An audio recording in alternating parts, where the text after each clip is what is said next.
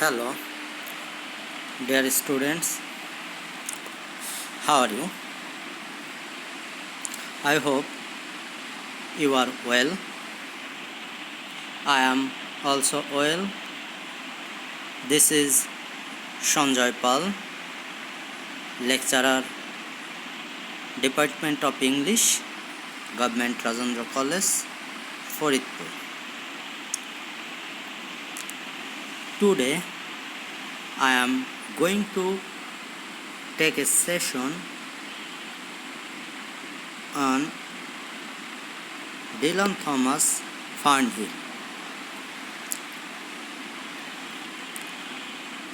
The students, it is your first class with me, and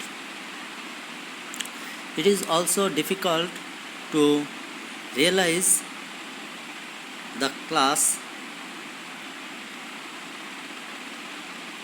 but if you try to realize, I hope you can realize the session. First, you should have a text. If you have no text, you don't realize the lesson clearly. So, I hope you have the text. And I try my level best to describe the session or the lesson and try to give you more information about the text or the author. But this information is not enough for you because you are the fresher, you are the new student from this department, so you should know many things or you should know many new things. So you should try to realize or try to gather the information. So, dear student, I hope try to realize the session. Welcome to my online class.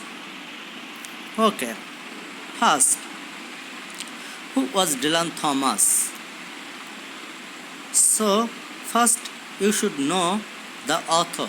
Who is Dylan Thomas? So, I give some idea about Dylan Thomas, and you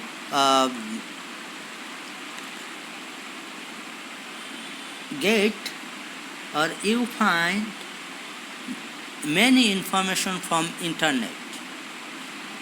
If you Google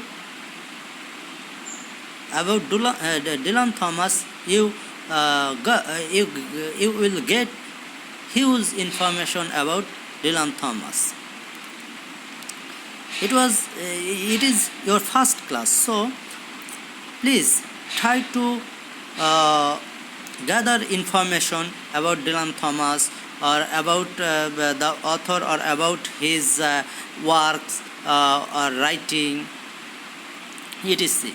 So first we want to know about Dylan Thomas. Okay, Dylan Thomas was a reporter and prominent writer in the early 20th century. So first we notice that he was a reporter. Then he was a prominent writer, and he was the writer of 20th century. These three things is important. These three things are very much important for us on his reporter, prominent writer, and he was a writer of 20th century. His most famous poem, this is his most famous poem, Don't Go Gentle into That Good Night. It was his famous poem and it was published in 1952. So you find it, his famous work Don't Go Gentlemen into the That Good Night, and it was published in 1952. But his reputation was solidified years earlier. Thomas' prose includes Under Milkwood 1954 and A Child's Christmas in Wales 1955.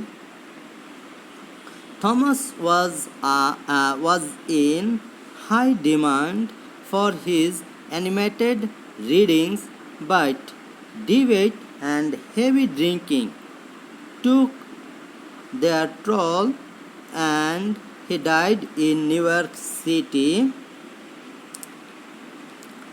while on tour in 1953 at age of 39. So I hope you have some idea about Dylan Thomas. First, he was a reporter, he was a prominent writer, and he was he was a writer of early 20th century. And here is another information. He was famous. His famous poem was Don't Go Gentle into That Good Night, and it was published 1952. And his prose works are Under Milkwood and A Child's Christmas in Wales. And another thing is he was a heavy drinker, and he died in New York City at the age of 39, and it was 1953. Okay, I hope you realize this slide.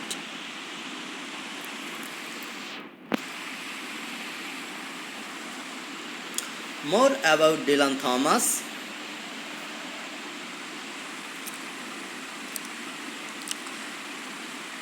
Okay, it was his full name.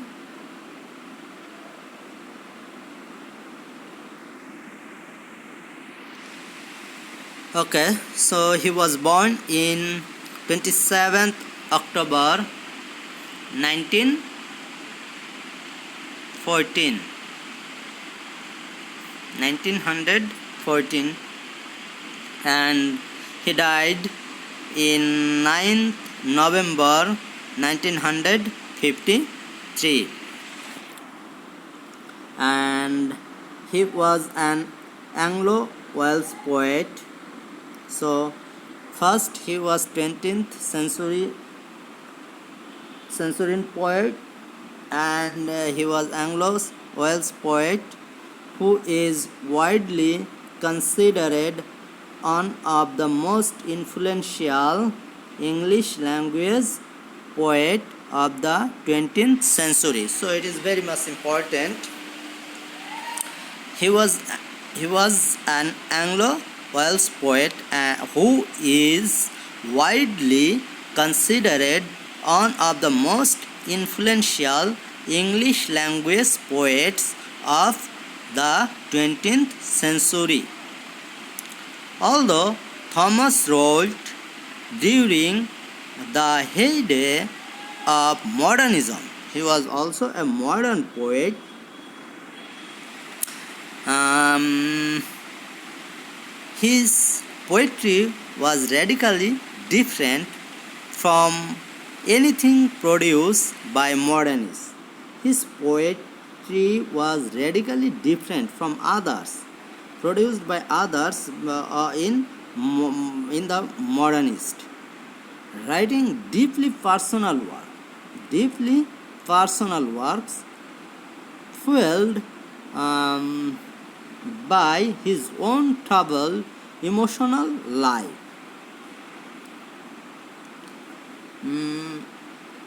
So I think those are his the characteristics of his writing. Deeply personal works filled by his own trouble and emotional life. Okay, I hope you can realize.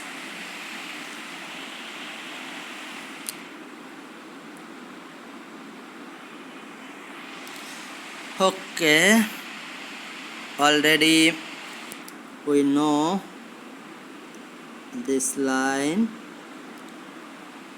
Okay,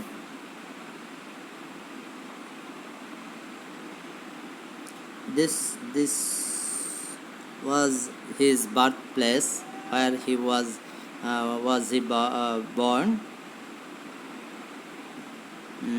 When he was around 16 years old. When he was 16 years old, he began copying his early poems into what would become known as his notebook.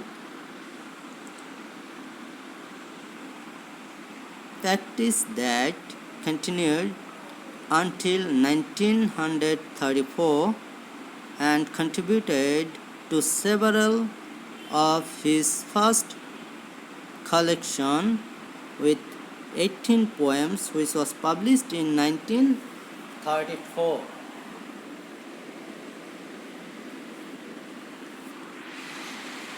In 1931, at the age of 16, Thomas left school to become a junior reporter at the South Wales Daily Post. So when he was 16 years old, he left school and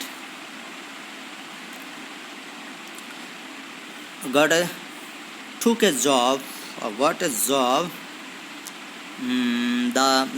as a junior reporter at the South Wales Daily Post. His position with the Post did not last long, though, as he quit in December 1932 and turned his attention away from journalism and back to poetry. So when he was 1932, turned his attention away from journalism and back to poetry. Now a full-time pursuit. Remarkably, about 2/3 of Thomas Weber is from his late teens. Thomas soon found success. His poem "And Death Shall Have No Domination" was published in 1933 in the New English Weekly,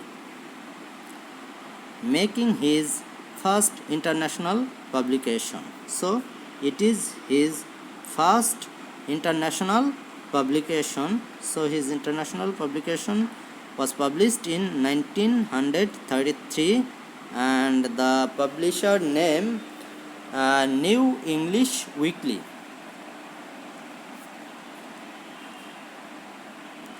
The event sent Thomas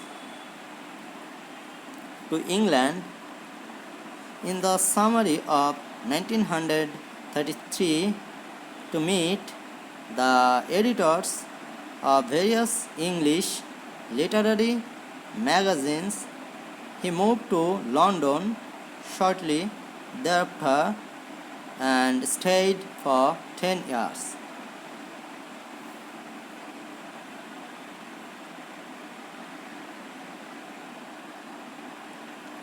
Okay. The following years, Thomas saw his work appear at the first time in book from light breaks where no sun shines.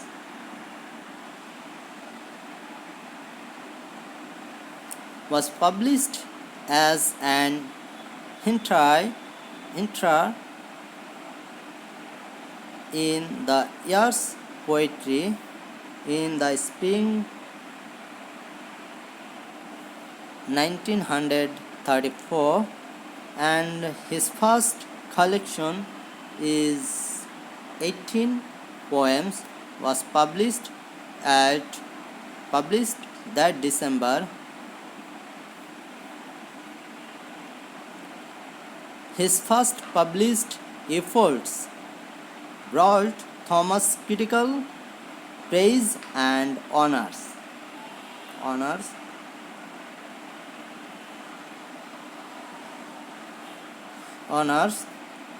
Including 1934 Poets Corner Prize 1934 and 18 poems drew heavily from the notebooks of collected poems that Thomas wrote as a youth, and it would set off starring a notebook inspired works such as 25 poems. In 1936, The Map of Love and Death and Endurance.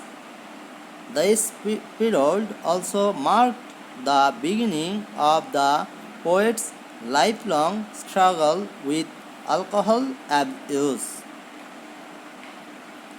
Thomas' star rose in the literary world, and his path was unique. Unlike other popular poets of his day, he shied away from tackling intellectual and social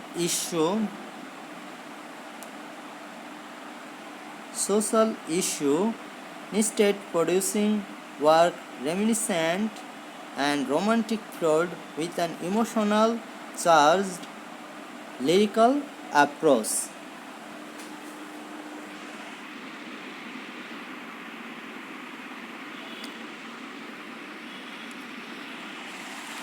Thomas married Kathleen McNamara in 1937, and the couple went on to have 2 sons and a daughter.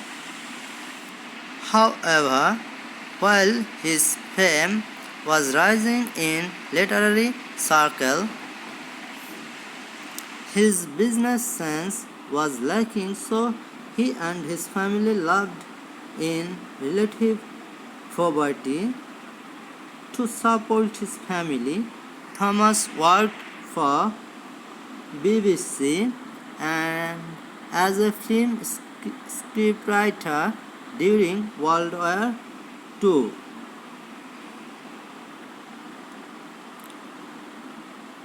But he continued to struggle financially unable even to keep up his taxes that he owed. Thomas began doing reading tours to bring in income, and the marriage readings were more like flamboyant performance than stage poetic event. He toured the United States for 4 times, with his last appearance taking place at the City College of New York in October 1953. A few days later, after a long drinking bout at Manhattan's White Horse Tavern, Thomas proposed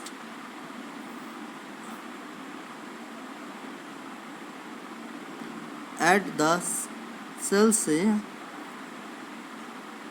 Hotel. He died in New York City Hospital not long after on November 9, 1953, at the age of 39. 3 causes of death were given during Thomas' postmortem examination: pneumonia, swelling, and a fatty liver. So, dear students, today I want to stop here. In this session, I try to give you some information about Dylan Thomas. I hope you can realize